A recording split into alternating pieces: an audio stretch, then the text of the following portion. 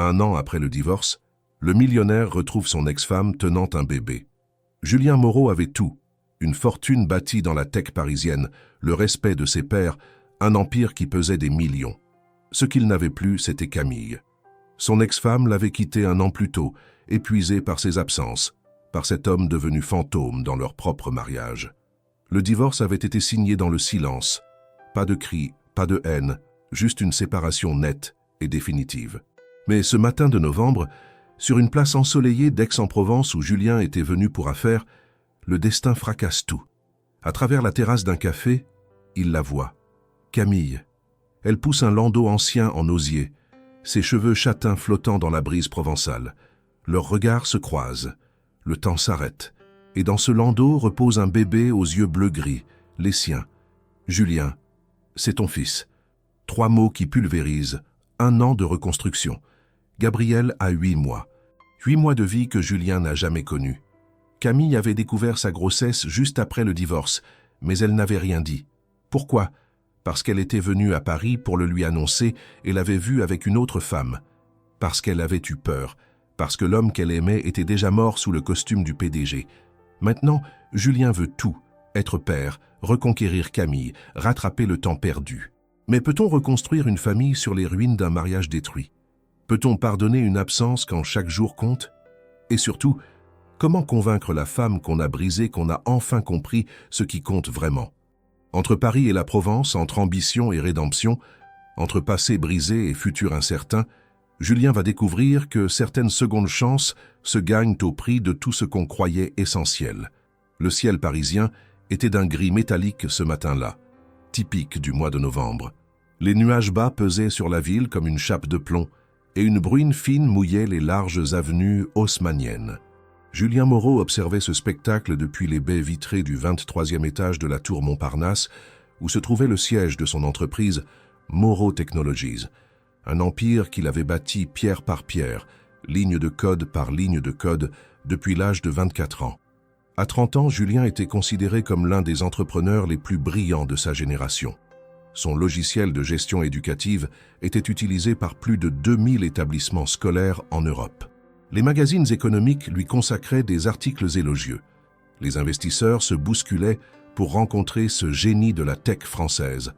Pourtant, debout devant cette fenêtre, une tasse de café noir refroidissant dans sa main droite, Julien ne ressentait qu'un vide immense. Cela faisait exactement 1 an, 2 mois et 13 jours qu'il avait signé les papiers du divorce. Pas qu'il comptait.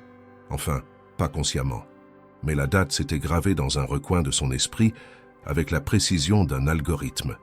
Camille Laurent, non, plus Laurent, elle avait repris son nom de jeune fille, avait quitté leur appartement du Marais un mardi après-midi pluvieux, exactement comme aujourd'hui.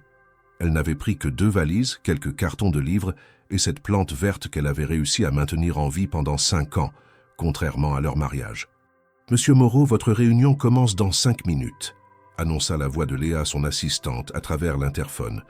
Julien sursauta légèrement. Il avait oublié. Encore. Ces derniers temps, son esprit vagabondait souvent, s'échappant des salles de conseil et des présentations PowerPoint, pour dériver vers des souvenirs qu'il aurait préféré laisser enfouis. « J'arrive », répondit-il d'une voix qui se voulait assurée. Il ajusta sa cravate Hermès, un cadeau de Camille pour ses 28 ans, et se dirigea vers la salle de réunion.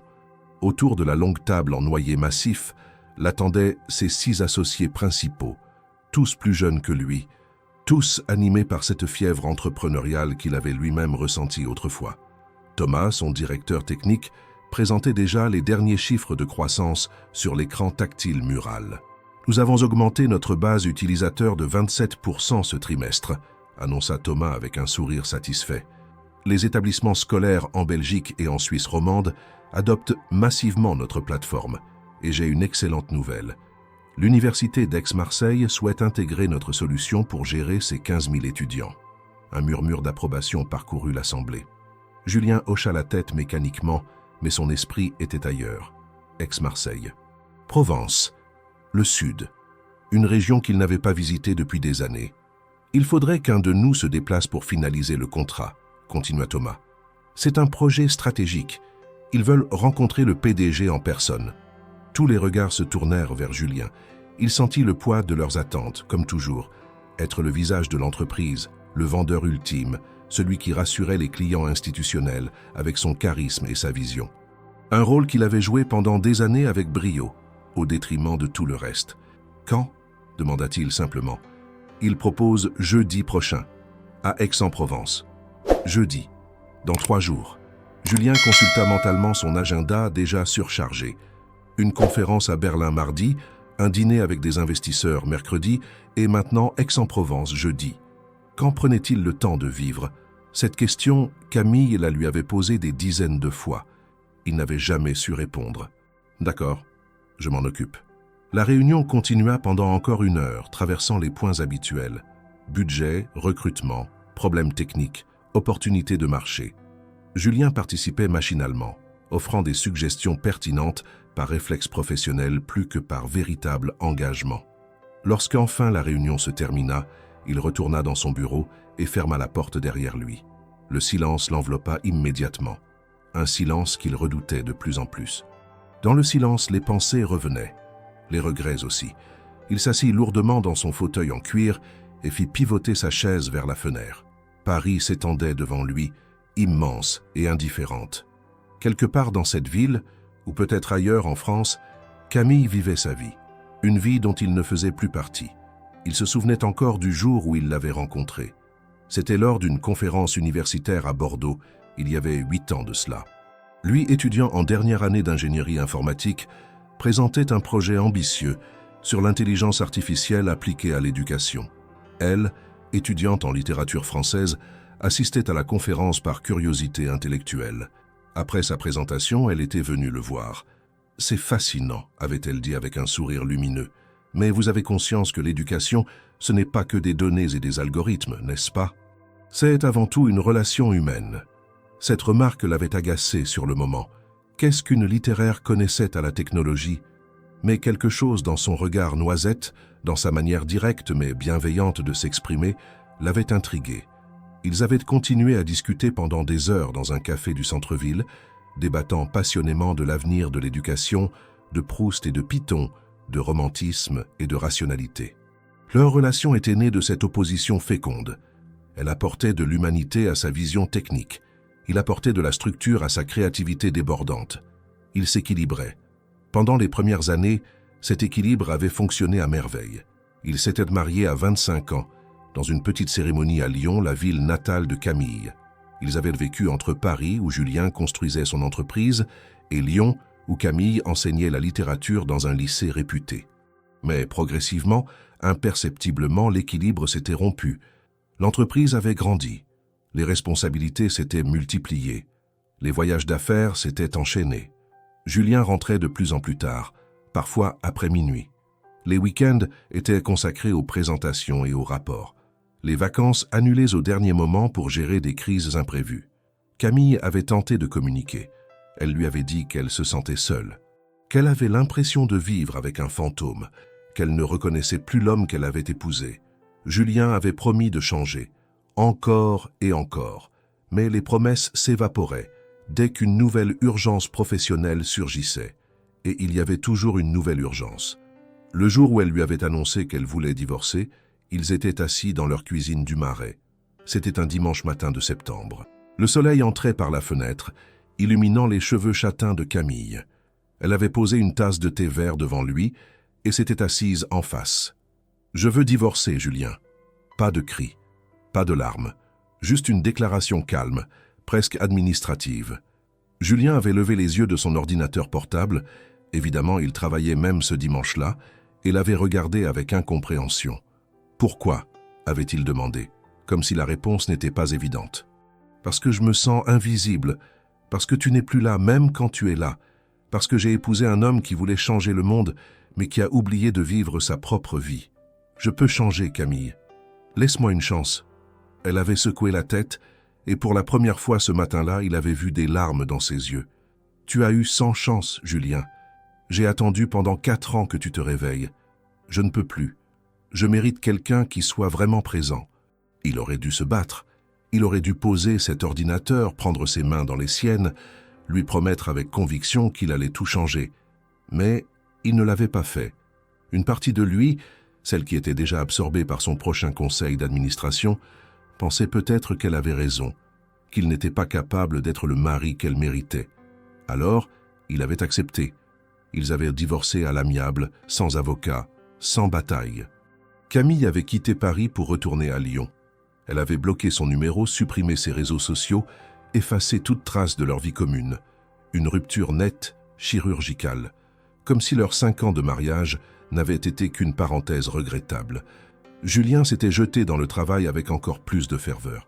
Si son mariage avait échoué, au moins son entreprise prospérait. Il avait multiplié les projets, les acquisitions, les levées de fonds. Moreau Technologies était devenu une référence incontournable. Les chiffres ne mentaient pas, il était un succès.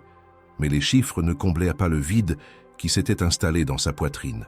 Les chiffres ne réchauffaient pas son appartement vide. Les chiffres ne lui tenaient pas la main pendant les nuits blanches. Un bip sonore interrompit ses pensées. Un message sur son téléphone. Thomas.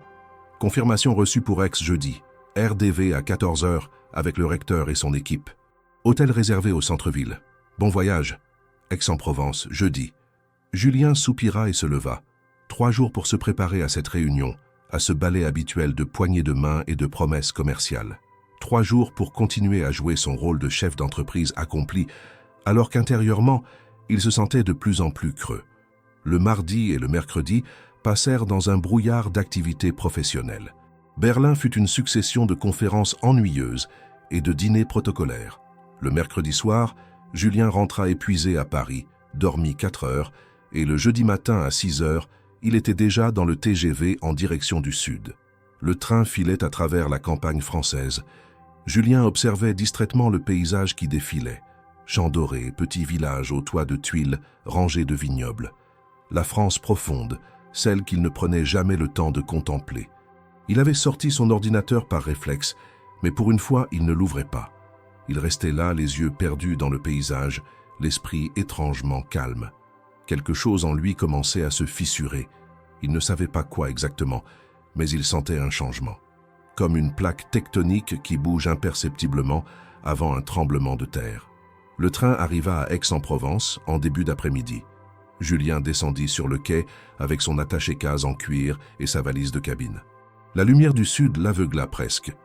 Après le gris parisien, cette luminosité méditerranéenne était presque agressive. Il inspira profondément. L'air sentait la lavande et le romarin, même en novembre.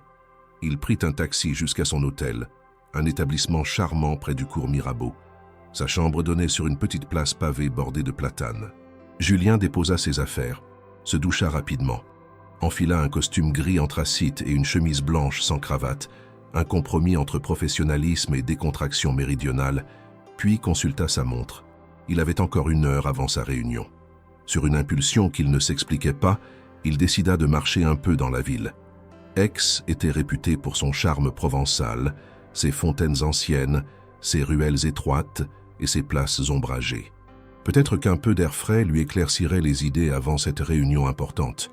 Il déambula sans but précis, laissant ses pas le guider à travers les rues pavées. Il passa devant des boutiques d'artisans, des librairies anciennes, des cafés où des habitués jouaient aux cartes en buvant du pastis. Cette vie simple et ancrée dans le présent contrastait violemment avec son existence parisienne, hyper connectée et survolée. Finalement, il arriva sur la place des Prêcheurs, une place rectangulaire bordée de cafés aux terrasses accueillantes.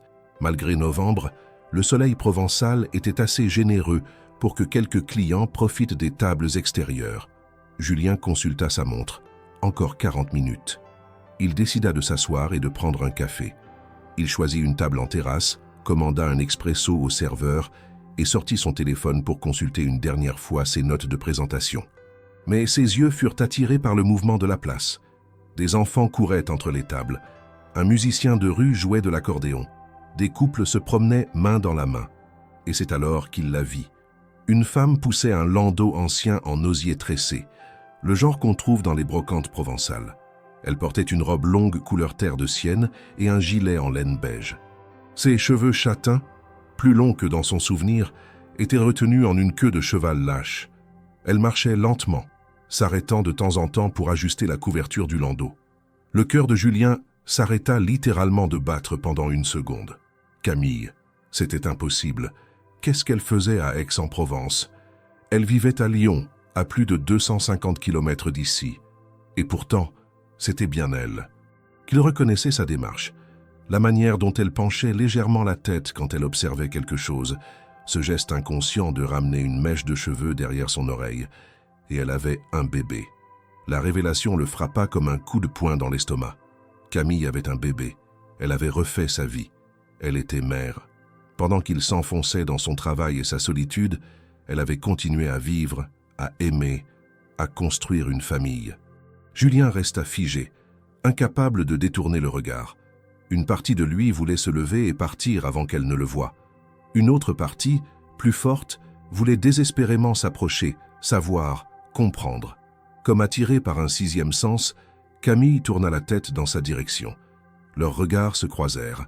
Le temps suspendit son cours. Camille s'immobilisa.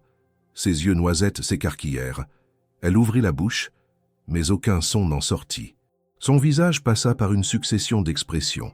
Surprise, confusion, peur, et quelque chose d'autre que Julien ne parvint pas à identifier.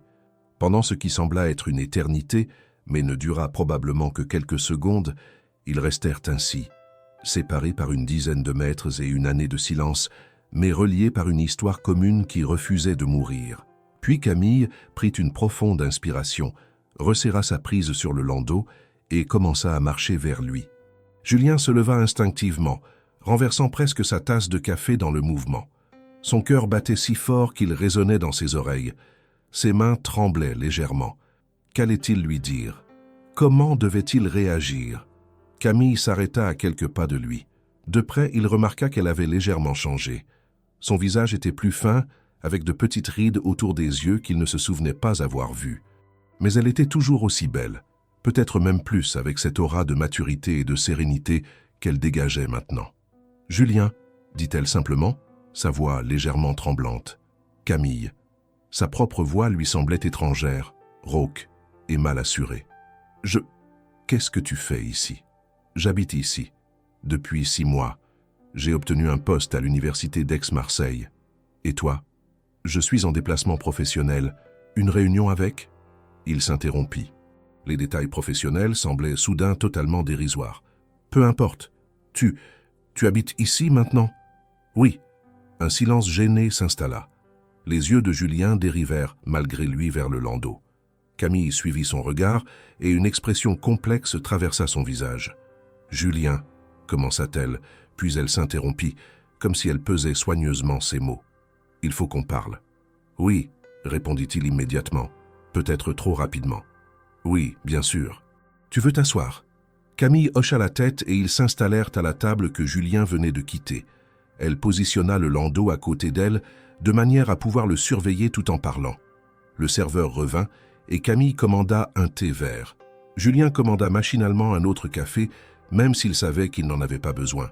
Ses nerfs étaient déjà tendus à leur maximum. « Comment vas-tu » demanda-t-elle, cherchant manifestement à retarder la conversation plus importante.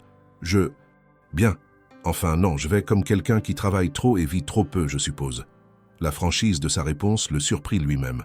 « Et toi ?»« Je vais mieux qu'il y a 1 an, » répondit-elle avec un petit sourire triste. « J'enseigne la littérature du 19e siècle à l'université. J'ai un petit appartement près du centre-ville. C'est une belle ville, plus calme que Paris. Et tu ?» Julien jeta un nouveau regard vers le landau. « Tu as refait ta vie. » Camille ferma les yeux un instant, comme si elle rassemblait son courage. « Julien, ce bébé !»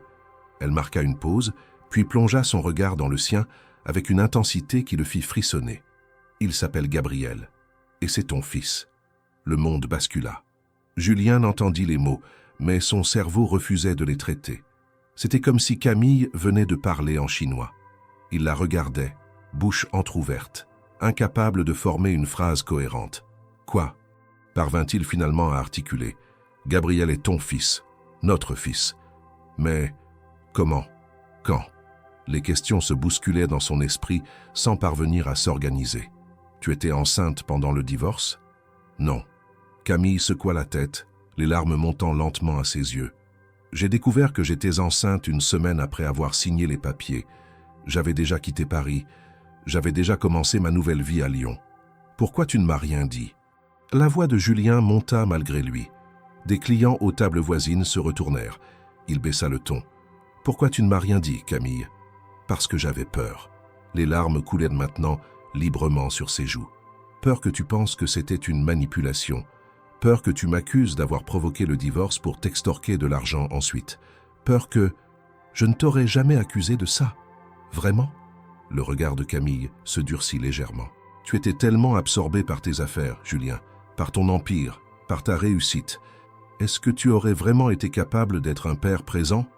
La question le gifla, parce qu'elle touchait juste, parce qu'il ne savait pas comment y répondre honnêtement. « J'ai essayé de venir te le dire, » continua Camille d'une voix plus douce. « 3 mois après le divorce, j'étais déjà enceinte de 4 mois.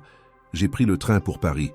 Je suis allé jusqu'au siège de ton entreprise. » Julien fronça les sourcils, cherchant dans sa mémoire. « Je ne me souviens pas de...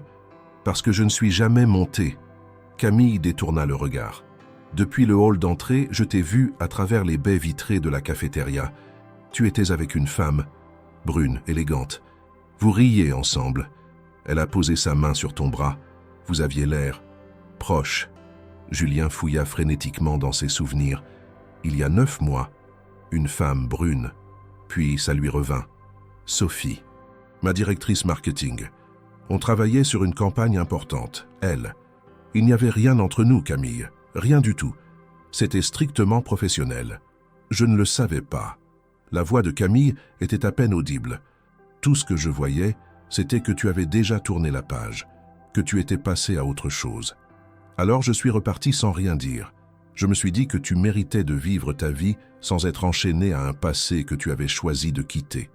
Le silence retomba entre eux, lourd de reproches non formulés et de malentendus tragiques.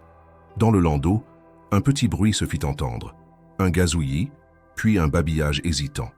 Camille se pencha immédiatement et écarta délicatement la couverture. Julien se leva légèrement de sa chaise pour voir, et là, regardant autour de lui avec de grands yeux bleu-gris curieux, se trouvait un bébé d'environ 8 mois.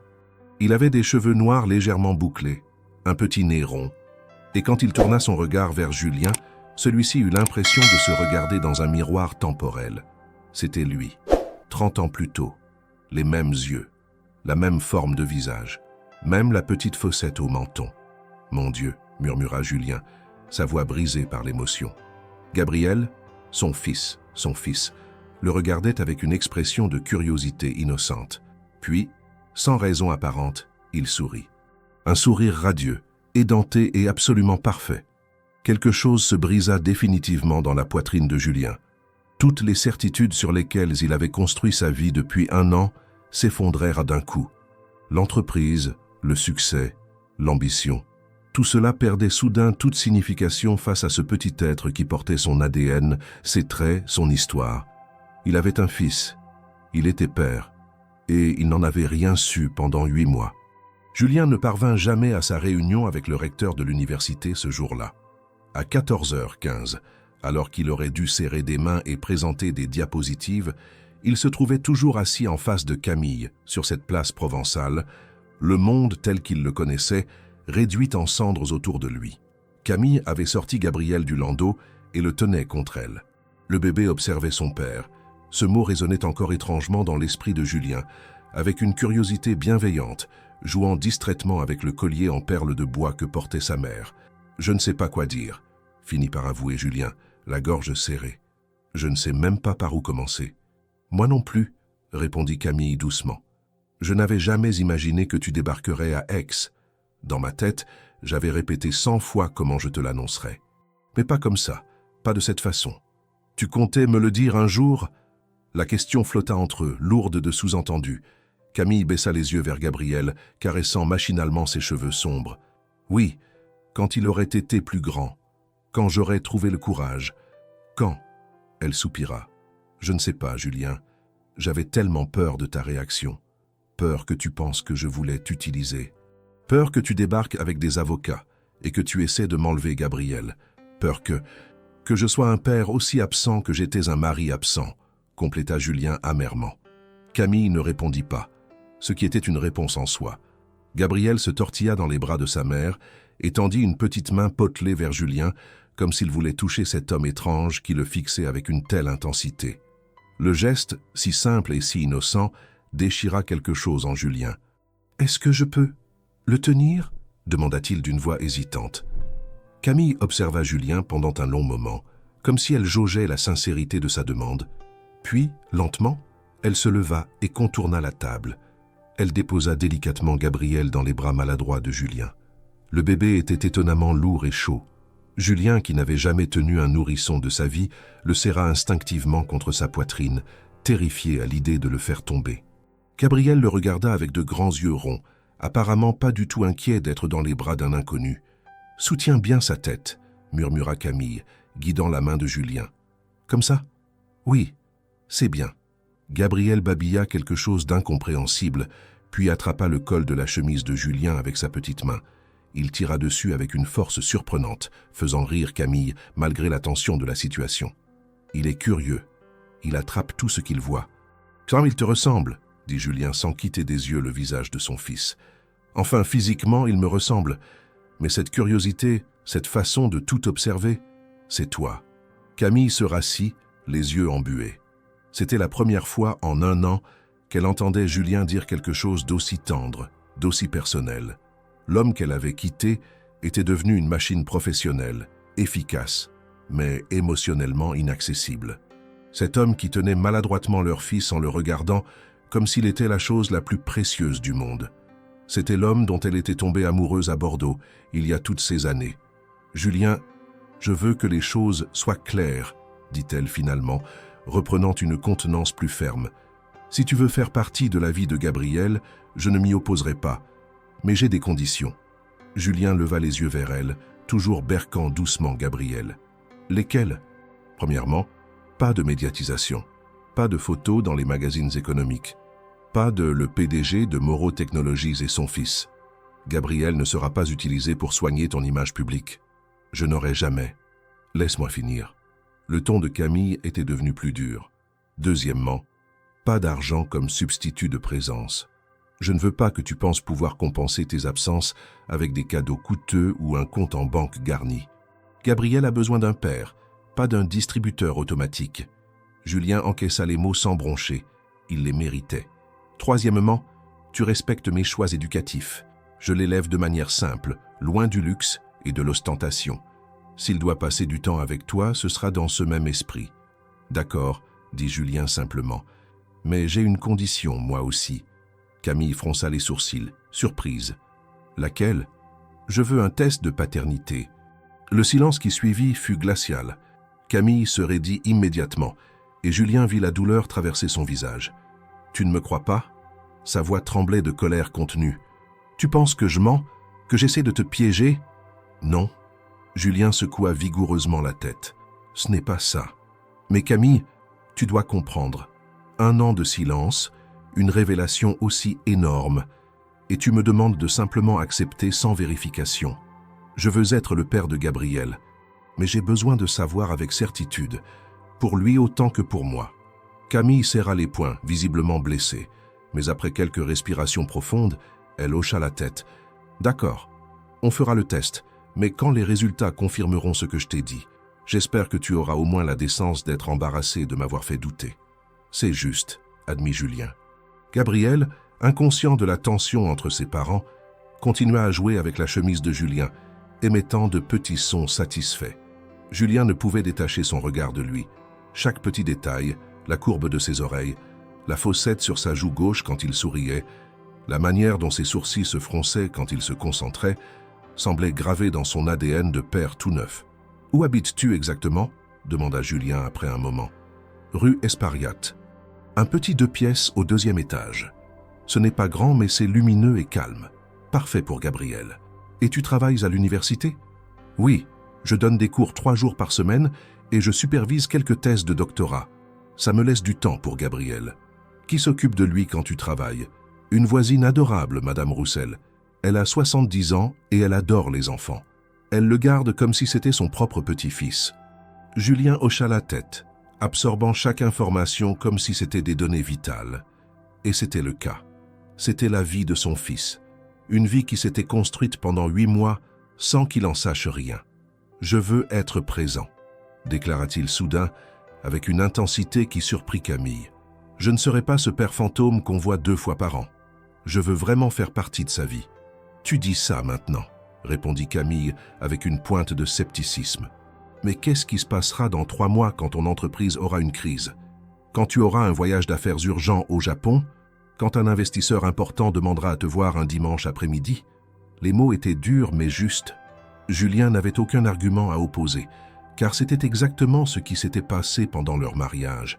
Les promesses sincères suivies d'absences répétées. « Je ne peux pas te prouver avec des mots que j'ai changé, » dit-il lentement. « Je ne peux te le prouver qu'avec le temps et les actes. Tout ce que je demande, c'est une chance. » Camille le regarda longuement, cherchant dans ses yeux bleu-gris, les mêmes que ceux de Gabriel, une trace de sincérité. Elle voulait croire qu'il avait changé. Une partie d'elle, celle qu'il avait aimée pendant toutes ces années, voulait désespérément croire que l'homme qu'elle avait épousé était encore là, quelque part sous la carapace du PDG. « D'accord », finit-elle par dire, « une chance. Mais Julien, si tu déçois Gabriel comme tu m'as déçu, je te jure que je te couperai définitivement de nos vies. Je ne vous décevrai pas, promit-il. Et cette fois, il y croyait vraiment. Les jours suivants furent un tourbillon émotionnel. Julien annula tous ses rendez-vous parisiens et resta à Aix. Il loua une chambre dans un petit hôtel discret et passa chaque jour avec Camille et Gabriel. D'abord, les rencontres furent de brèves et surveillées. 1 heure dans un parc, un café pris ensemble pendant que Gabriel faisait la sieste dans son landau. Camille restait sur ses gardes, observant chaque interaction de Julien avec leur fils. Le test de paternité fut réalisé 3 jours après leur rencontre. Une simple prise de sang pour Julien, un prélèvement buccal pour Gabriel. Les résultats arriveraient dans 1 semaine. En attendant, Julien découvrait avec émerveillement et maladresse les joies de la paternité. Il apprenait à changer une couche, catastrophiquement les premières fois, sous les rires étouffés de Camille. Il apprenait à préparer un biberon à la bonne température, à tenir Gabriel correctement pendant qu'il buvait, à le faire son rot en le tapotant doucement dans le dos. Il apprenait les chansons enfantines que Camille fredonnait pour l'endormir, les petits jeux qui le faisaient rire, la manière précise de le bercer quand il était grognon. C'était épuisant, déroutant et absolument merveilleux. Un après-midi, alors qu'ils se promenaient tous les 3 dans le parc Jourdan, Gabriel endormi dans sa poussette, Camille posa la question que Julien redoutait. « Que vas-tu faire, Julien? Pour ton travail, je veux dire. » Il avait réfléchi à cette question pendant des nuits blanches. Ses associés l'appelaient constamment, inquiets de son absence prolongée. Thomas avait dû gérer seul la réunion avec l'université, ce qui s'était moyennement bien passé. Les investisseurs commençaient à s'interroger. Son empire, si soigneusement construit, tremblait déjà sur ses fondations après seulement 1 semaine d'absence. « Je ne sais pas », admit-il honnêtement. « Mon entreprise est à Paris. Gabriel et toi êtes ici. Je ne peux pas être aux 2 endroits en même temps. »« Je ne te demande pas de sacrifier ta carrière, » dit Camille doucement. « Je sais ce que ton travail représente pour toi. » « Ce qu'il représentait, » corrigea Julien. « Ces derniers jours, j'ai compris quelque chose. Pendant des années, j'ai couru après le succès en pensant que c'était ça qui me rendrait heureux, que c'était ça qui me définirait. Mais quand Gabriel m'a attrapé le doigt hier et qu'il m'a regardé en souriant, sa voix se brisa légèrement. C'est la première fois en des années que je me sens vraiment vivant. » Camille s'arrêta de marcher et le regarda avec surprise. C'était la déclaration la plus émotionnellement honnête qu'elle ait entendue de sa bouche depuis leur divorce. « Julien, je vais réorganiser ma vie, » déclara-t-il avec une détermination nouvelle. « Je ne sais pas encore comment, mais je trouverai un moyen. Gabriel mérite mieux qu'un père à temps partiel. » Ils continuèrent à marcher en silence, chacun perdu dans ses pensées. Le soleil provençal déclinait lentement, projetant des ombres longues sur les allées bordées de cyprès. C'était un de ces moments suspendus où tout semble possible, où l'avenir reste à écrire. Les résultats du test arrivèrent exactement 1 semaine plus tard, un mardi matin. Julien se trouvait dans sa chambre d'hôtel quand il reçut l'email du laboratoire. Ses mains tremblaient légèrement en ouvrant le fichier PDF. Probabilité de paternité. 99,997%. Il était bien le père de Gabriel, officiellement, scientifiquement, indéniablement. Julien s'assit lourdement sur le lit, le téléphone toujours dans la main. Une partie de lui l'avait toujours su. La ressemblance était trop frappante, les paroles de Camille trop sincères. Mais voir ces chiffres, cette confirmation froide et mathématique, rendait tout terriblement réel. Il avait un fils de 8 mois dont il ignorait l'existence jusqu'à la semaine dernière. Il avait raté sa naissance, ses premiers sourires, ses premières dents, ses premiers mois de vie. 8 mois de moments précieux et irremplaçables, perdus à jamais. La culpabilité le submergea comme une vague. Pas une culpabilité envers Camille, même s'il lui en voulait encore de ne pas l'avoir informé, mais envers Gabriel. Son fils avait commencé sa vie sans père. Par quelle injustice du destin avait-il été privé de ces moments? Il envoya immédiatement un message à Camille. « Les résultats sont arrivés, tu avais raison. Je suis désolé d'avoir douté. » La réponse arriva quelques minutes plus tard. « Je sais. On peut se voir cet après-midi ?» Ils se retrouvèrent dans l'appartement de Camille pour la première fois. C'était un petit espace effectivement lumineux, avec de grandes fenêtres donnant sur une cour intérieure tranquille. Les murs étaient couverts de bibliothèques remplies de livres classiques.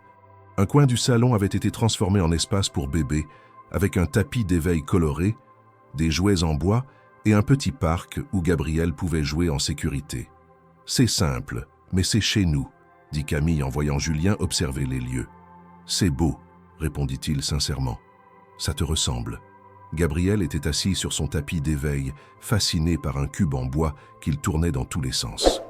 En voyant Julien entrer, il poussa un petit cri de joie et tendit les bras vers lui. Le geste si spontané et affectueux faillit faire pleurer Julien. « Il t'aime bien », observa Camille avec un sourire. « J'espère que ça durera quand il sera adolescent. » Camille rit doucement, puis son expression redevint sérieuse. « Julien, il faut qu'on parle de l'avenir, de comment on va gérer tout ça. » « Je sais. » Il s'assit sur le canapé, Gabriel maintenant dans ses bras. « J'ai beaucoup réfléchi. Tae, je veux proposer quelque chose de radical. » Il prit une profonde inspiration. « Je veux que vous veniez à Paris, toi et Gabriel. » Le visage de Camille se ferma immédiatement. « Non, écoute-moi jusqu'au bout.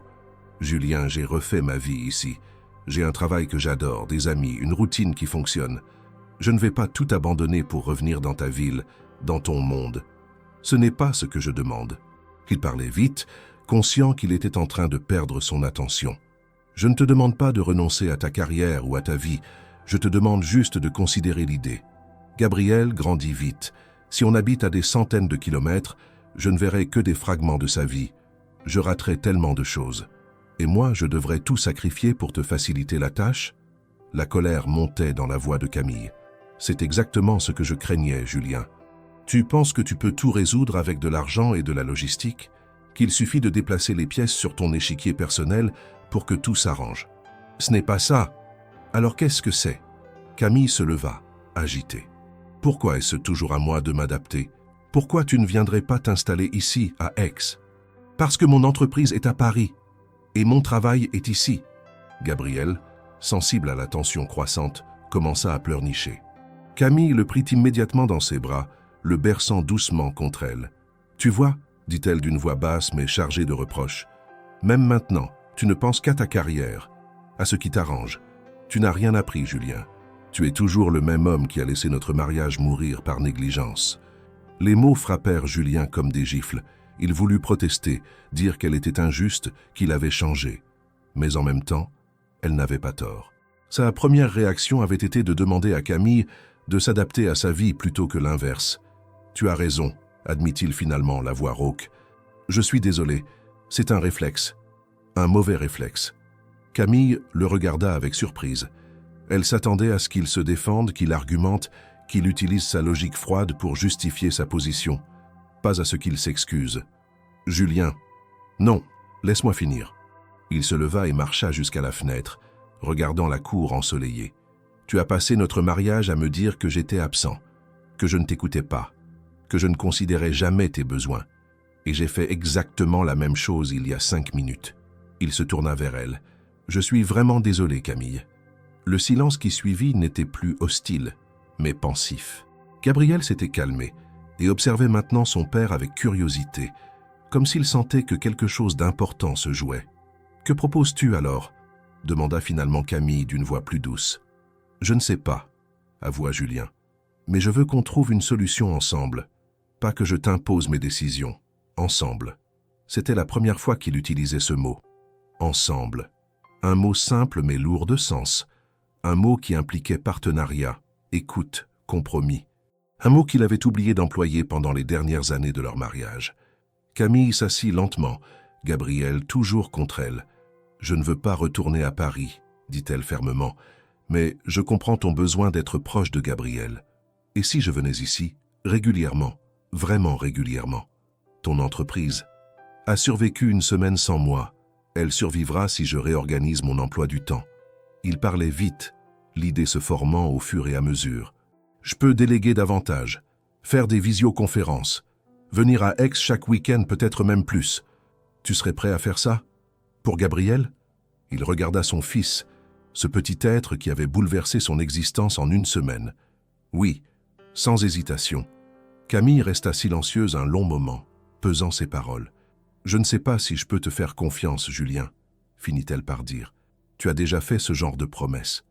Je sais, et je les ai brisées. » Il s'approcha d'elle, s'agenouillant pour être à sa hauteur. « Mais cette fois, c'est différent.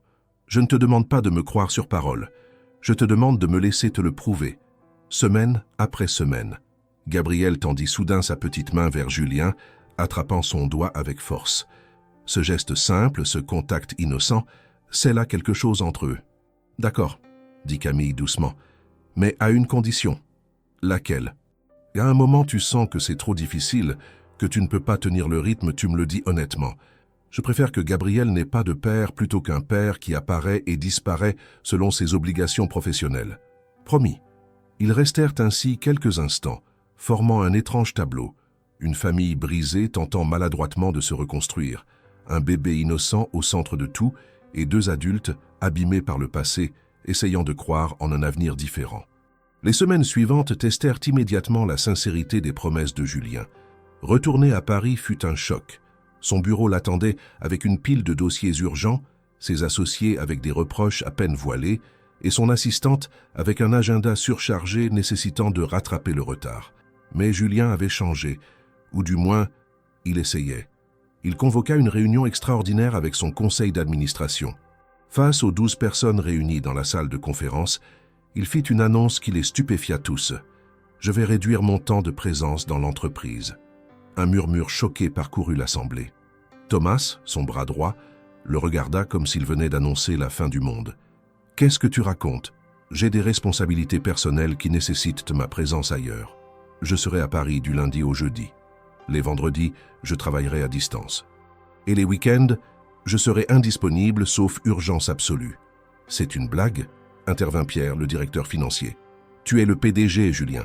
On ne peut pas diriger une entreprise de cette taille à temps partiel. Alors peut-être qu'il est temps que je ne sois plus PDG. » Le silence qui suivit fut assourdissant. Julien voyait la panique, l'incompréhension et la colère sur les visages autour de la table. Mais il était calme, étrangement calme. « Je reste président du conseil et actionnaire majoritaire, » continua-t-il. « Mais je veux que Thomas prenne les opérations quotidiennes. Vous avez tous prouvé que vous pouviez gérer l'entreprise. Il est temps de vous faire confiance. » « C'est à cause d'une femme, c'est ça ?» demanda Sophie, la directrice marketing, avec un mélange de curiosité et de désapprobation.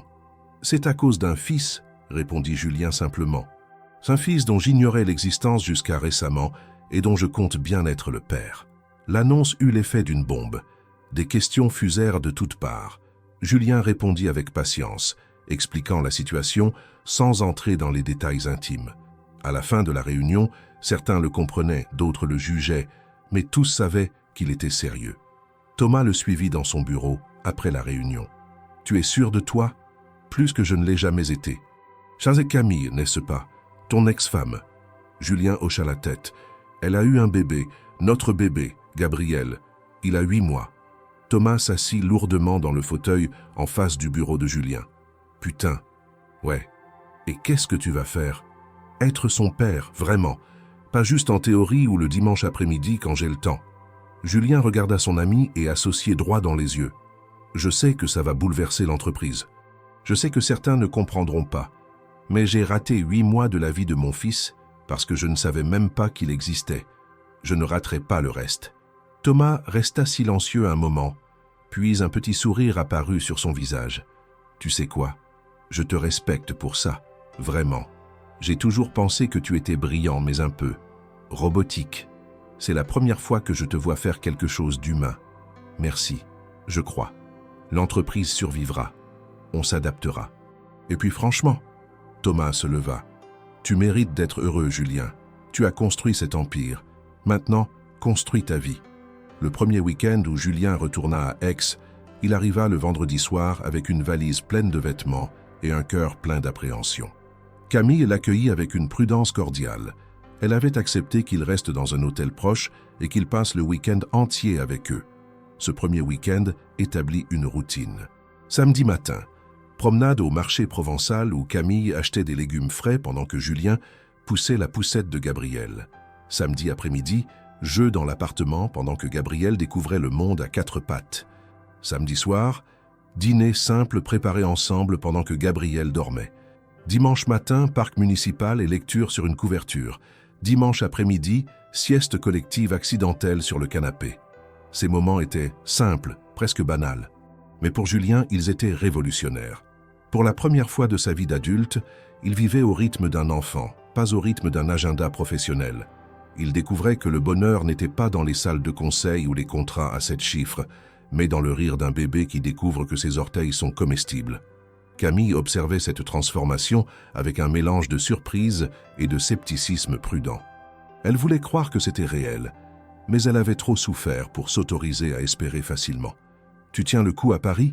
demanda-t-elle un dimanche après-midi, alors qu'il marchait dans les ruelles d'Aix. « C'est compliqué, » admit Julien. « Certains me comprennent, d'autres pensent que je suis devenu fou, mais je m'en fiche. »« Vraiment ? Vraiment ?» Il marqua une pause. « Pendant des années, je pensais que mon identité était liée à mon succès professionnel. Que si je n'étais pas le meilleur, le plus ambitieux, le plus performant, je n'étais personne. Mais depuis que j'ai rencontré Gabriel, il sourit en regardant le bébé qui dormait paisiblement dans sa poussette. J'ai compris que ma vraie identité, c'est d'être son père. » Camille sentit quelque chose se dénouer dans sa poitrine. C'était exactement ce qu'elle avait voulu entendre pendant toutes ces années de mariage.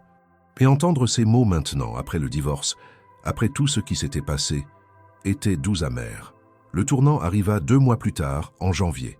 Camille reçut une proposition prestigieuse. Coordonner un projet de recherche littéraire internationale à l'Université de Montpellier.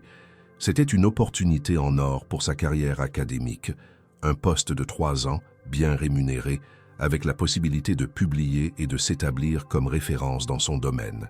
Mais Montpellier était à 2 heures d'Aix et significativement plus loin de Paris. Camille lut et relut l'email de proposition pendant une semaine entière avant d'en parler à Julien. Elle savait que cette conversation serait difficile. Julien venait tous les week-ends depuis 2 mois. Il avait tenu ses promesses. Il était devenu un père présent et aimant. Et maintenant, elle envisageait de déménager encore plus loin. Elle décida de lui en parler un vendredi soir, alors qu'il venait d'arriver d'Aix. Gabriel était déjà couché. Ils étaient assis dans le salon, partageant une tisane. « Julien, j'ai quelque chose à te dire. » Le ton de sa voix le mit immédiatement en alerte. « Quoi ? J'ai reçu une proposition de travail à Montpellier. » Elle vit son visage se fermer immédiatement. Ses mâchoires se crispèrent, ses yeux se durcirent. Montpellier.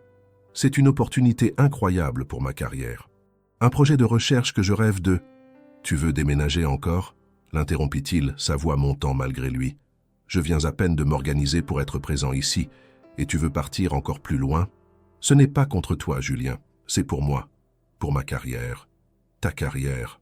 Il rit amèrement. Et Gabriel dans tout ça ? Et nous ? Il n'y a pas de « nous », Julien. Les mots sortirent plus durs qu'elle ne l'avait voulu. On est divorcés.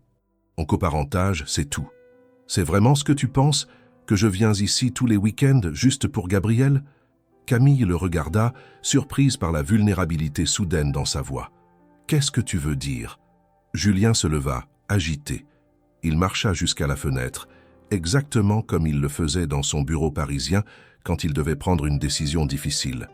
Je veux dire que ces 2 derniers mois, il s'interrompit, cherchant ses mots. Ces 2 derniers mois ont été les meilleurs de ma vie, pas seulement à cause de Gabriel, mais à cause de toi aussi, de nous, de cette famille étrange qu'on est en train de reconstruire. Camille resta sans voix. « Tu penses vraiment que je fais 3 heures de train tous les vendredis soirs uniquement pour voir Gabrielle pendant quelques heures ?»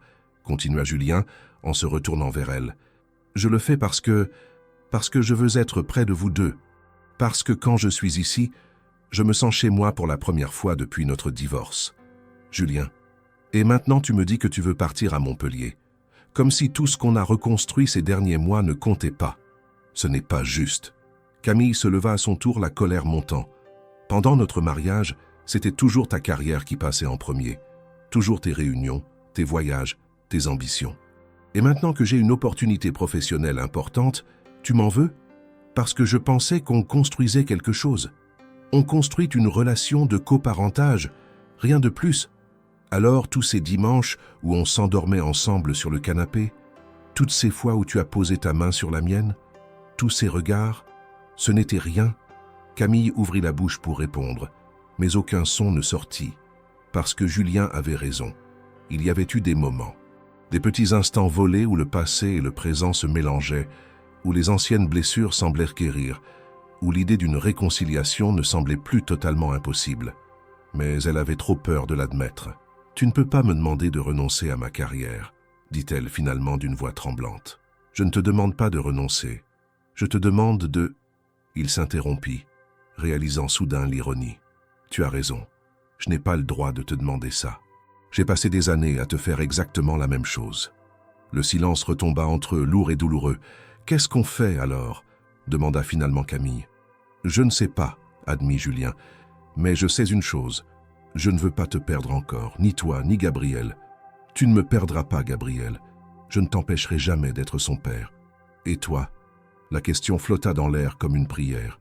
Camille le regarda, vraiment le regarda, pour la première fois depuis le début de leur dispute. Elle vit dans ses yeux la même vulnérabilité qu'elle avait vue à Bordeaux il y a 8 ans, quand ils s'étaient rencontrés.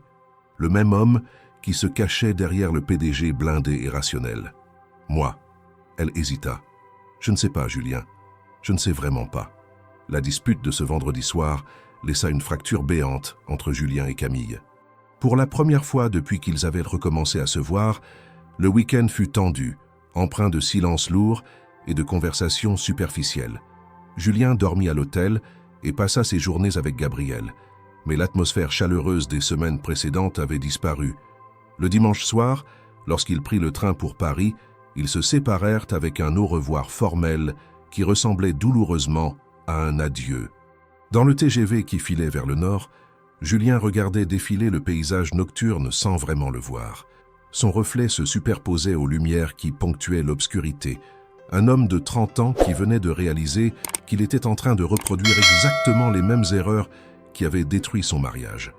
Il avait accusé Camille de vouloir s'éloigner alors qu'elle ne faisait que poursuivre ses propres rêves professionnels. Exactement ce qu'il avait fait pendant des années. L'hypocrisie de sa réaction le frappait maintenant avec une clarté brutale. De retour à Paris, Julien se jeta dans le travail par réflexe, mais quelque chose avait définitivement changé. Les réunions lui semblaient creuses, les négociations commerciales futiles, les graphiques de croissance insignifiants. Il se surprenait à consulter son téléphone constamment, espérant un message de Camille qui ne venait pas. Le mercredi soir, n'y tenant plus, il lui envoya un texto. « Comment va Gabrielle ?» La réponse arriva 1 heure plus tard, laconique. « Il va bien. Il a fait ses premières tentatives pour se mettre debout aujourd'hui. » Julien fixa l'écran, le cœur serré. Il avait raté ça. Un de ces moments précieux qu'on ne récupère jamais. Et pourquoi? Pour avoir boudé comme un adolescent vexé? Il tapa plusieurs messages, les effaça tous. Comment s'excuser par texto pour un comportement qu'il savait inexcusable? Comment dire à Camille qu'il avait compris, vraiment compris cette fois sans que ça sonne comme une nouvelle promesse creuse? Finalement, il ne dit rien. Le jeudi matin, Julien reçut un appel de sa mère. Elles ne se parlaient pas souvent, leur relation avait toujours été cordiale mais distante. Élisabeth Moreau était une femme d'affaires à la retraite qui avait élevé Julien seul après le départ de son père quand il avait 7 ans. Elle lui avait transmis son éthique du travail acharné, mais aussi Julien le réalisait maintenant, une certaine incapacité à exprimer ses émotions. « Julien, j'ai appris par Thomas que tu avais un fils. » Évidemment. Thomas et sa mère se connaissaient depuis des années. Oui, maman, je voulais te le dire moi-même, mais pourquoi tu ne m'as rien dit? C'est compliqué. Je viens juste de découvrir son existence. Il y eut un silence à l'autre bout du fil. Tu viens juste de découvrir que tu as un fils? Comment est-ce possible? Julien lui expliqua toute l'histoire. Le divorce, la grossesse cachée, la rencontre fortuite à Aix, le test de paternité. Sa mère écouta sans l'interrompre, ce qui était inhabituel pour elle. « Et maintenant ?» demanda-t-elle quand il eut terminé. « Maintenant, je fais la navette entre Paris et Aix tous les week-ends. Enfin, je faisais. Camille et moi, on s'est disputés. À propos de quoi? Quand elle a reçu une proposition de travail à Montpellier, j'ai mal réagi. Comment ça, mal réagi? Je lui ai reproché de vouloir s'éloigner, alors qu'elle ne faisait que saisir une opportunité professionnelle. Un autre silence. Puis sa mère dit quelque chose qui le stupéfia. « Tu te souviens de ce que ton père m'a dit avant de partir ?» Julien n'aimait pas parler de son père. C'était un sujet douloureux qu'ils évitaient tous les deux soigneusement. Non. Il m'a dit « Elisabeth, tu es tellement occupée à construire ton empire que tu as oublié de construire notre famille. » Julien resta sans voix. « J'étais furieuse, » continua sa mère. « Je pensais qu'il était injuste, que je travaillais justement pour nous offrir une belle vie. Mais il avait raison, Julien. J'ai choisi ma carrière plutôt que mon mariage et je t'ai élevé seul en continuant à faire les mêmes choix. Maman, je ne te dis pas ça pour te culpabiliser. Je te le dis parce que je vois dans ton histoire l'écho de la mienne. Tu as fait les mêmes erreurs avec Camille. Et maintenant, tu as une chance de faire différemment. Une chance que je n'ai jamais eue. Comment? Elle ne veut même plus me parler. Alors montre-lui que tu as compris, pas avec des mots, avec des actes. Sa voix se radoucit. Et Julien, j'aimerais beaucoup rencontrer mon petit-fils un jour. Après avoir raccroché, Julien resta longtemps immobile dans son bureau, fixant les toits de Paris à travers la baie vitrée. Les paroles de sa mère résonnaient dans sa tête comme un écho du passé qui venait éclairer le présent. Il prit alors une décision. Ce soir-là, Julien ne rentra pas chez lui. Il resta au bureau et ouvrit un vieux carton poussiéreux qu'il avait rangé dans un placard après le divorce. C'était une boîte de souvenirs que Camille avait laissée derrière elle, ou peut-être qu'elle l'avait volontairement abandonnée pour qu'il la trouve un jour. À l'intérieur, il trouva des photos de leur mariage, des billets de concert, des cartes postales de voyages qu'ils avaient fait ensemble dans les premières années, et au fond, une enveloppe blanche avec son prénom écrit de la main de Camille. Il reconnut immédiatement l'écriture, cette calligraphie élégante et légèrement penchée qu'elle avait perfectionnée pendant ses années d'études littéraires. L'enveloppe était cachetée. Il ne l'avait jamais ouverte, supposant que c'était juste un autre document administratif du divorce. Avec des mains tremblantes, il décacheta l'enveloppe. À l'intérieur se trouvait une lettre, datée de 2 semaines avant leur divorce définitif. « Mon Julien, je t'écris cette lettre en sachant que tu ne la liras probablement jamais. Ou peut-être que tu la liras dans des années, quand tout ça ne sera plus qu'un souvenir lointain. Je ne sais pas. Je veux que tu saches que demander le divorce a été la décision la plus difficile de ma vie. Pas parce que je ne t'aime plus, au contraire, je t'aime encore terriblement. C'est justement parce que je t'aime que je dois partir. Tu t'es perdu, Julien. Quelque part entre l'étudiant brillant et idéaliste de Bordeaux et le PDG que tu es devenu, tu as oublié pourquoi tu faisais tout ça. Tu m'as dit un jour que tu voulais révolutionner l'éducation parce que tu croyais au pouvoir de la connaissance pour changer des vies. Mais maintenant, tu ne parles plus que de parts de marché, de valorisation et de croissance. L'humanité a disparu de ton discours, et je me suis perdu aussi. En essayant de maintenir notre couple à flot toute seule, en attendant que tu rentres tous les soirs, en annulant mes propres projets pour m'adapter à ton agenda impossible. J'ai oublié qui j'étais avant de devenir la femme de Julien Moreau. Ce qui me fait le plus mal, ce n'est pas que tu ne m'aimes plus. Je crois que tu m'aimes encore, à ta manière. Ce qui me fait mal, c'est que tu ne vois plus la douleur que ton absence cause. Tu es devenu aveugle à tout ce qui ne concerne pas ton travail. Et je refuse de devenir invisible. Alors je pars, non pas parce que je veux te punir ou parce que j'ai renoncé à toi, mais parce que j'espère qu'un jour, quand tu auras atteint tous tes objectifs professionnels, tu regarderas autour de toi et tu te demanderas pourquoi le succès a un goût si amer. Et peut-être qu'à ce moment-là, tu comprendras ce que j'essayais de te dire pendant toutes ces années. L'homme que j'ai épousé voulait changer le monde, mais il avait oublié de vivre dans ce monde. Je t'aimerai toujours, Julien. Même si cet amour me fait mal, même si je dois m'éloigner pour me protéger, prends soin de toi. Et si un jour tu te réveilles, si tu redeviens l'homme que j'ai rencontré à Bordeaux, appelle-moi, même dans 10 ans, même dans 20 ans. Je veux croire qu'il est encore là quelque part.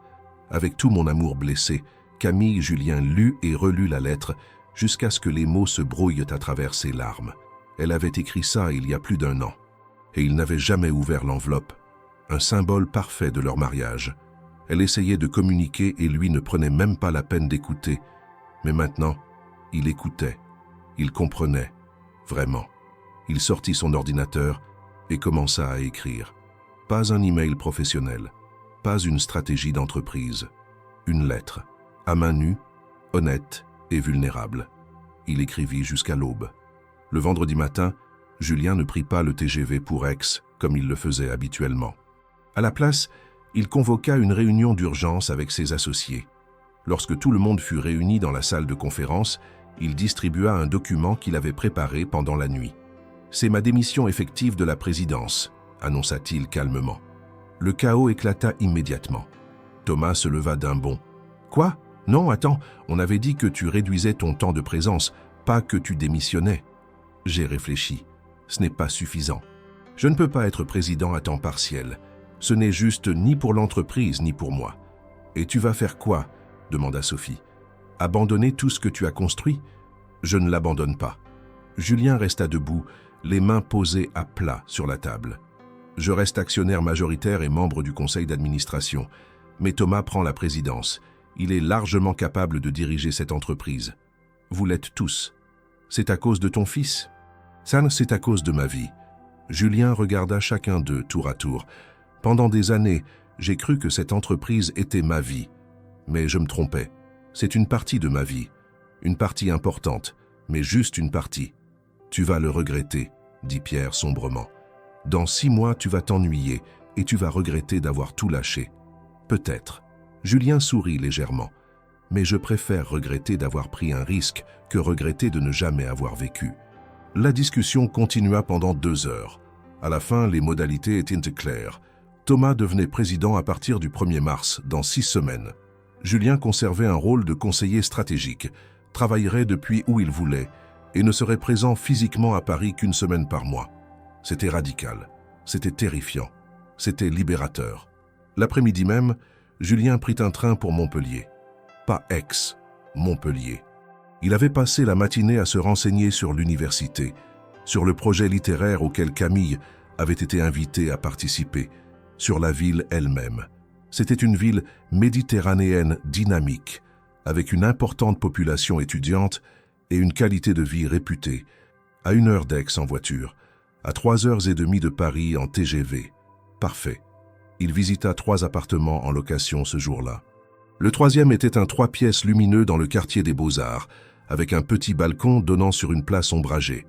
Il signa le bail le soir même, puis il prit un bus pour Aix-en-Provence. Il arriva devant l'appartement de Camille vers 19h. Son cœur battait si fort qu'il avait l'impression qu'il allait exploser. Il sonna. Camille ouvrit, Gabriel dans les bras. En voyant Julien, elle écarquilla les yeux. « Julien, tu n'étais pas censé venir ce week-end. »« Je sais. Je peux entrer ?» Elle hésita puis s'écarta pour le laisser passer. Gabriel, en reconnaissant son père, tendit immédiatement les bras vers lui avec un sourire radieux. Julien le prit contre lui, respirant son odeur de bébé, ce mélange de lait et de savon doux qui était devenu son parfum préféré. « Qu'est-ce que tu fais là ?» demanda Camille, les bras croisés sur sa poitrine dans une posture défensive. « Je suis venu m'excuser. Et te donner ça. » Il sortit de sa poche intérieure l'enveloppe contenant sa lettre. « Je l'ai écrite cette nuit, en réponse à la tienne, celle que j'ai enfin lue hier soir. » Camille pâlit légèrement. « Tu as lu ma lettre ? Après tout ce temps ? Je ne savais même pas qu'elle existait. Je pensais que c'était juste des documents du divorce. » Il lui tendit l'enveloppe. « Lis la mienne, s'il te plaît. » Camille prit l'enveloppe avec des mains tremblantes. Elle s'assit sur le canapé et commença à lire pendant que Julien marchait dans l'appartement en berçant Gabriel. « Ma Camille, j'ai lu ta lettre hier soir, celle que tu as écrite il y a plus d'1 an, et que je n'avais jamais ouverte. Cette seule phrase résume probablement tout le problème de notre mariage. Tu essayais de me parler et je ne prenais même pas la peine d'écouter. Je pourrais te dire que j'ai changé, que je suis différent maintenant. Mais tu as entendu ces promesses 100 fois et je les ai brisées 100 fois. Alors je ne vais pas te faire de promesses. Je vais juste te raconter ce que j'ai compris. Tu avais raison sur tout. Je me suis perdu. Quelque part entre mes rêves d'étudiant et mes ambitions de PDG, j'ai oublié pourquoi je faisais tout ça. Je voulais révolutionner l'éducation parce que je croyais au pouvoir de la connaissance. Mais j'ai fini par ne plus penser qu'aux chiffres, au profit, à la croissance. J'ai transformé un rêve en machine, et dans le processus, je t'ai perdu. Pas parce que je ne t'aimais plus, je ne t'ai jamais cessé de t'aimer, mais parce que j'étais devenu incapable de voir au-delà de mes propres obsessions. Tu m'as dit pendant des années que tu te sentais invisible, et je t'ai rendu invisible en refusant de te voir. Quand j'ai découvert l'existence de Gabriel, quelque chose s'est brisé en moi, ou plutôt, quelque chose s'est réveillé. Cet homme que tu as épousé à Bordeaux, celui qui croyait encore que le monde pouvait être meilleur, celui qui pensait que l'amour et la famille étaient plus importants que le succès, il n'était pas mort. Il s'était juste endormi sous des couches de réunion et de responsabilité. Ces derniers mois avec toi et Gabriel m'ont rappelé ce que c'est que vivre. Vraiment vivre. Pas juste exister entre deux voyages d'affaires, sentir le soleil provençal sur ma peau, entendre le rire de mon fils. Te voir sourire quand tu penses que je ne te regarde pas. Quand tu m'as annoncé ton opportunité à Montpellier, j'ai réagi exactement comme je l'aurais fait il y a 2 ans, en pensant d'abord à moi, à mes contraintes, à ce qui m'arrangeait. Et je te demande pardon pour ça. Tu mérites cette opportunité, tu mérites de poursuivre tes rêves professionnels autant que j'ai poursuivi les miens. Et je refuse d'être l'obstacle qui t'empêche de t'épanouir. Alors voilà ce que j'ai fait aujourd'hui. J'ai démissionné de la présidence de mon entreprise. Je reste actionnaire et conseiller, mais je ne serai plus le PDG obsessionnel qui travaillait 80 heures par semaine. Et j'ai loué un appartement à Montpellier. Je ne te demande pas de revenir avec moi. Je ne te demande pas de me donner une seconde chance que je ne mérite probablement pas. Je te demande juste de me laisser être près de vous, de Gabriel, et de toi, si tu veux bien. Si tu acceptes cette proposition de Montpellier, j'y serai.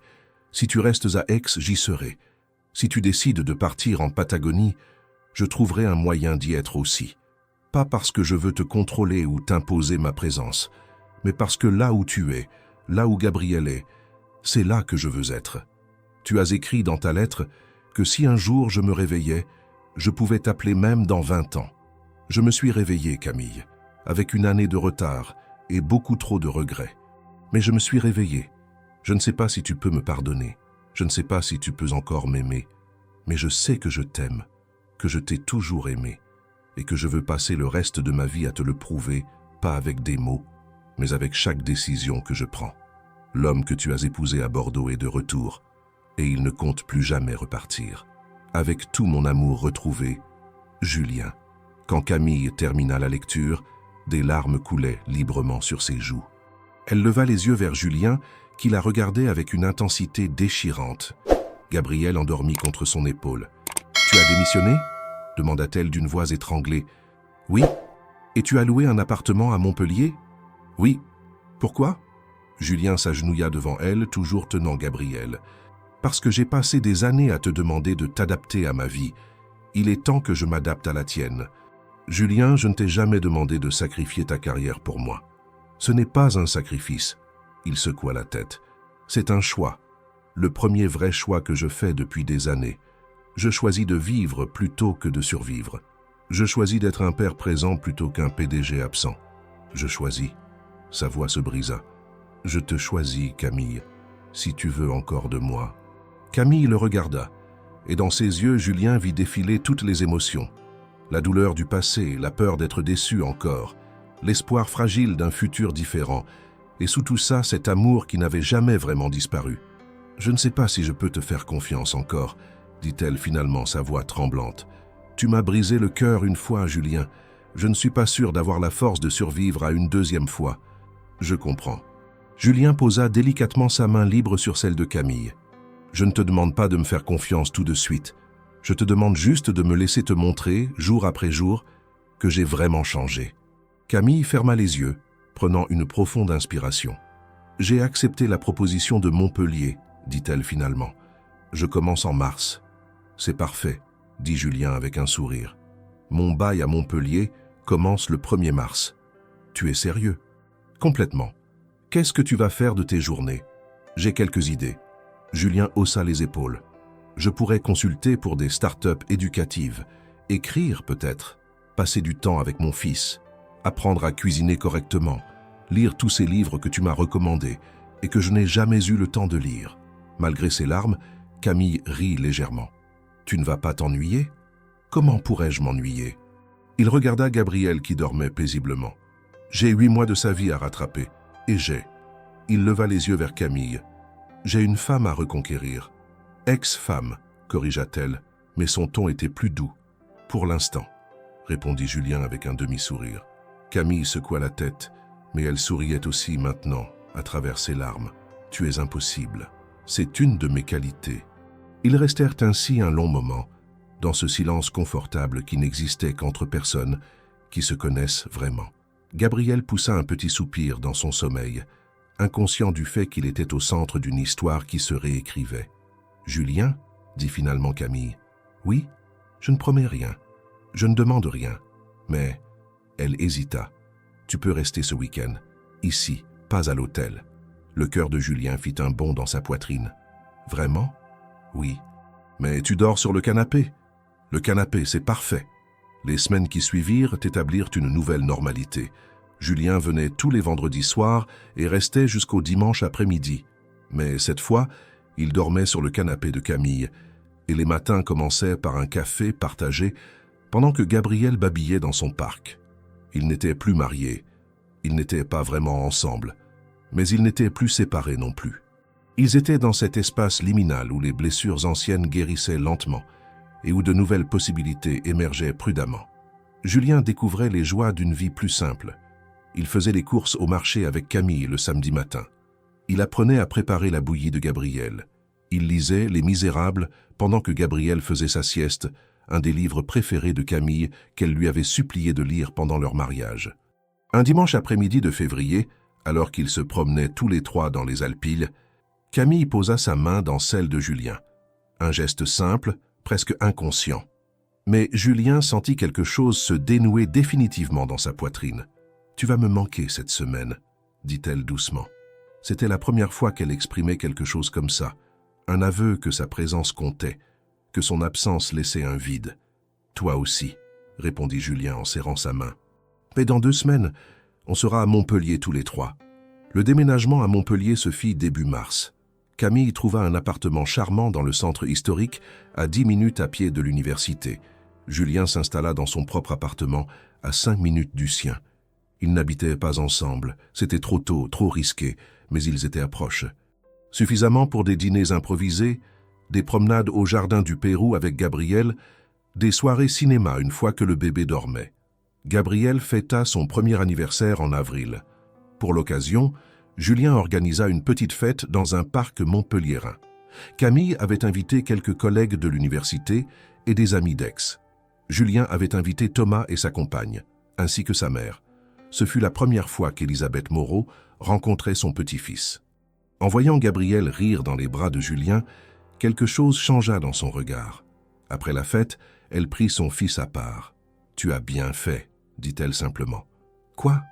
De tout lâcher, de choisir ça. » Elle regarda Camille qui aidait Gabriel à souffler sa bougie. « J'aurais aimé avoir ton courage à l'époque. Ce n'est jamais trop tard, maman. » Élisabeth sourit tristement. « Pour moi, si, mais pas pour toi. Ne gâche pas cette chance, Julien. Je ne la gâcherai pas. » Le tournant définitif arriva par une soirée d'été fin juin. Camille et Julien étaient assis sur le petit balcon de l'appartement de Camille, sirotant du rosé provençal, pendant que Gabriel dormait dans sa chambre. Le ciel méditerranéen virait au violet, piqué des premières étoiles. « Julien, » dit Camille soudain, rompant le silence confortable. « Ces 4 derniers mois. » Elle chercha ses mots. « Tu as tenu toutes tes promesses. Tu as été présent, vraiment présent.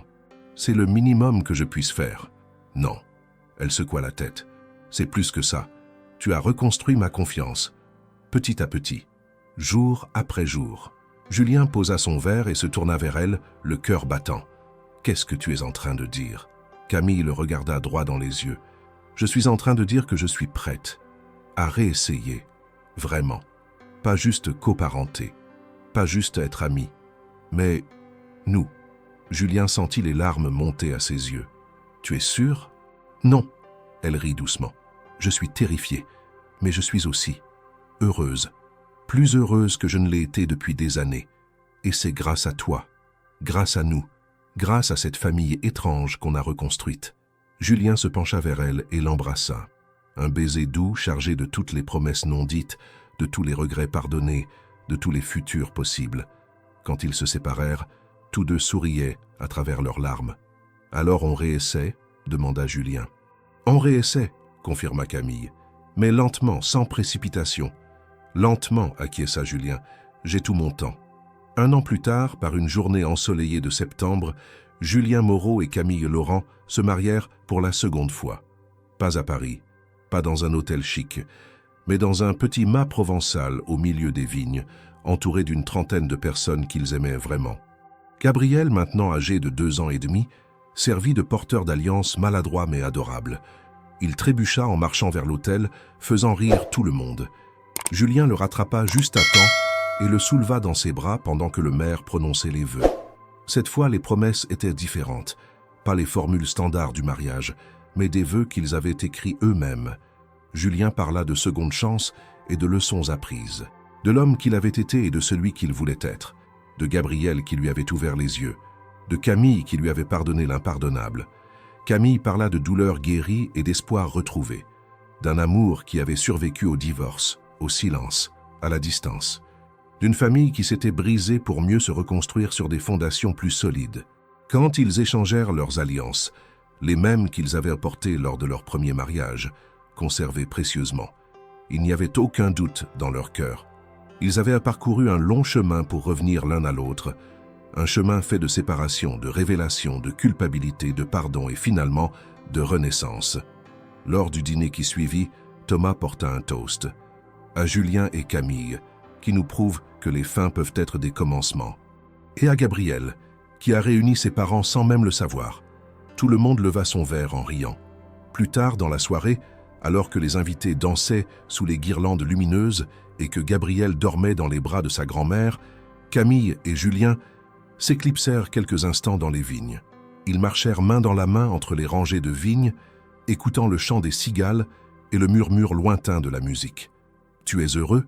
demanda Camille. « Plus que je ne l'ai jamais été, » répondit Julien honnêtement. « Et toi ?»« Oui. » Elle s'arrêta et le regarda. « Tu sais ce qui est étrange ?»« Quoi ?» ?»« Je pensais que le divorce était la fin de notre histoire, mais en réalité, c'était juste la fin du premier chapitre. Et le début d'un meilleur, acquiesça-t-elle. Ils restèrent ainsi un moment, enlacés sous le ciel étoilé de Provence, écoutant le monde vivre autour d'eux. Leur histoire n'était pas un conte de fées. Elle était faite d'erreurs, de blessures, de séparations. Mais elle était réelle, authentique, gagnée de haute lutte. Et c'était exactement pour ça qu'elle était belle. 5 ans plus tard, Julien et Camille habitaient toujours Montpellier. Gabriel était un petit garçon curieux et intelligent de 7 ans qui adorait les livres comme sa mère et les puzzles logiques comme son père. Ils avaient eu une petite fille, Léonie, qui venait de fêter ses 2 ans. Julien avait lancé une petite entreprise de conseil en éducation qui lui permettait de travailler de chez lui. Camille était devenu professeur titulaire à l'université. Ils n'étaient pas riches comme avant, mais ils étaient heureux, vraiment heureux. Un dimanche après-midi, alors qu'ils pique-niquaient au bord du lac du Cresse, Gabriel demanda soudain « Papa, maman, pourquoi vous vous êtes divorcés avant ?» Julien et Camille échangèrent un regard. Ils savaient que cette question viendrait un jour. « Parce que papa avait oublié ce qui était important, » répondit Julien honnêtement. « Et maman était fatiguée d'attendre qu'il s'en souvienne. Et qu'est-ce qui est important ?»« Toi, » répondit Camille en ébouriffant ses cheveux. « Ta sœur, notre famille, être ensemble. » Gabriel réfléchit un moment, avec ce sérieux adorable des enfants. « Mais maintenant tu te souviens, papa ?»« Tous les jours, » promit Julien. « Tous les jours, je me souviens. » Gabriel sourit, satisfait de la réponse, et retourna jouer avec Léonie dans l'herbe. Julien prit la main de Camille. « Merci, dit-il doucement. Pourquoi? Pour m'avoir donné une seconde chance, pour avoir cru en nous, pour Gabriel, pour tout. Camille posa sa tête sur son épaule. « Nous nous sommes sauvés mutuellement », dit-elle simplement. Et c'était la vérité. Leur histoire n'était pas celle d'un prince sauvant une princesse, ni d'un homme rachetant ses erreurs par un grand geste romantique. C'était l'histoire de deux personnes imparfaites qui s'étaient perdues, retrouvées, et qui avaient choisi jour après jour de continuer à se choisir.